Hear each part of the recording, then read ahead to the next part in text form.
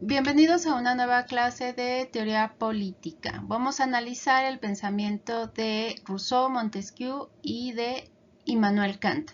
Vamos a explorar sus ideas, vamos a hablar del concepto de autoridad, legitimidad, ciudadanía y derecho frente al absolutismo monárquico. Y bueno, para comenzar debemos entender la Ilustración no solo como un conjunto de ideas aisladas, sino como una profunda transformación estructural de la racionalidad política moderna. El pensamiento ilustrado rompió de raíz con los principios tradicionales de dominación basado en privilegio estamental, la monarquía absoluta y la fundamentación teológica del poder. En su lugar, propuso una racionalidad crítica sustentada en la autonomía del sujeto y en la capacidad de la razón humana para organizar la vida colectiva y moral. Históricamente, este cambio surgió en el contexto de las mutaciones económicas del tránsito del feudalismo hacia el mercantilismo y el capitalismo, donde creció el comercio y la urbanización debilitaron el monopolio ideológico del antiguo régimen, abriendo paso a nuevas preguntas sobre los límites de la autoridad. Adentrándonos en el primer autor de nuestra triada, es decir, Juan Jacobo Rousseau, destaca como uno de los críticos más radicales del absolutismo.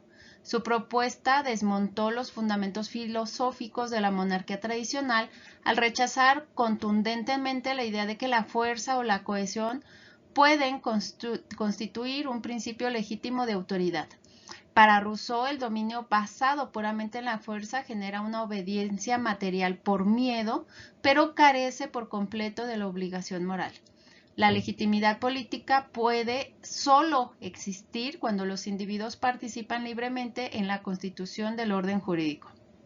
Como afirma de manera célebre el pensador en su obra fundamental de 1762, renunciar a la libertad es renunciar a la cualidad del hombre, recordándonos que el sometimiento ciego anula la esencia misma de la condición humana.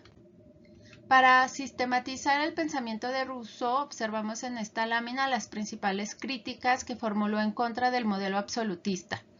Rousseau denunció la concentración arbitraria del poder en una sola figura y la ausencia total de soberanía popular. Asimismo, señaló cómo la dominación del antiguo régimen se basaba en privilegios hereditarios que perpetuaban una desigualdad política estructural donde la ley estaba completamente subordinada al capricho del monarca. Este sistema negaba la posibilidad de una ciudadanía activa, careciendo de legitimidad racional. Frente a esta realidad, Rousseau propuso que el pueblo, considerado como cuerpo político, es el único titular legítimo del poder soberano y que la ley debe expresar siempre la voluntad general. La respuesta teórica de Rousseau ante la crisis de legitimidad del absolutismo fue su famosa teoría del contrato social. El contrato no es un pacto de sumisión ante un gobernante, sino una forma de asociación mediante la cual cada miembro se une a la comunidad, pero permanece tan libre como antes. A través de este pacto, los individuos ceden sus derechos naturales a la comunidad entera, dando nacimiento a un cuerpo moral y colectivo, la voluntad general.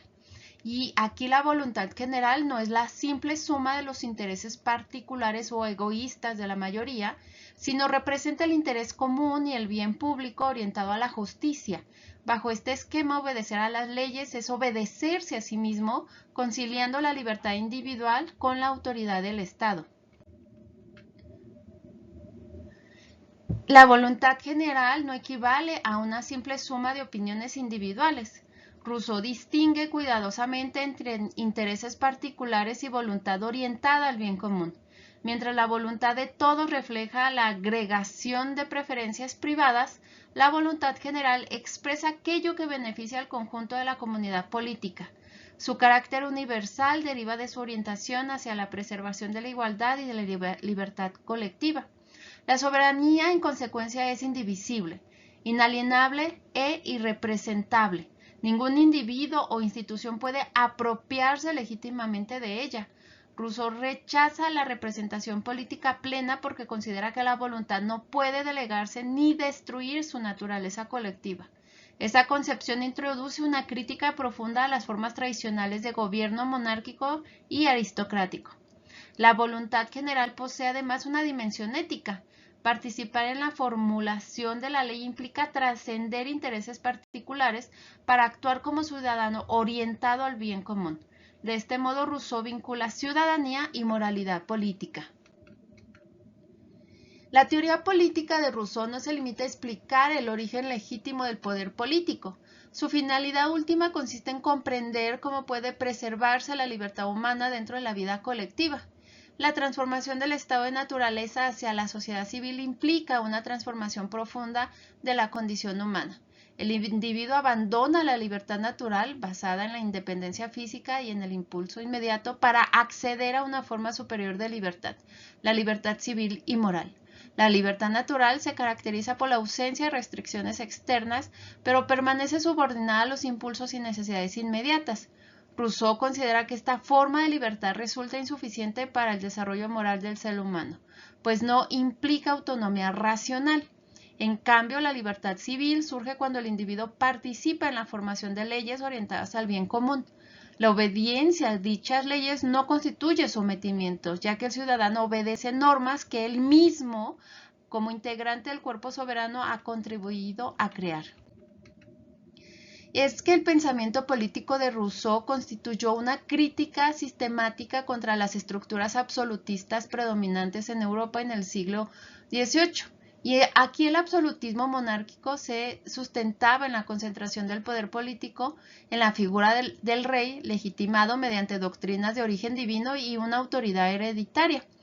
Rousseau cuestionó radicalmente esta concepción al afirmar que ningún hombre posee autoridad natural sobre otro y que toda forma de legitimización de un gobierno debe derivar de la voluntad colectiva de los ciudadanos. Rousseau formuló esta teoría de la soberanía popular. El pueblo considerado como cuerpo político es el único titular legítimo del poder soberano. Ningún gobernante puede colocarse por encima de la ley porque la ley expresa la voluntad general y no intereses particulares.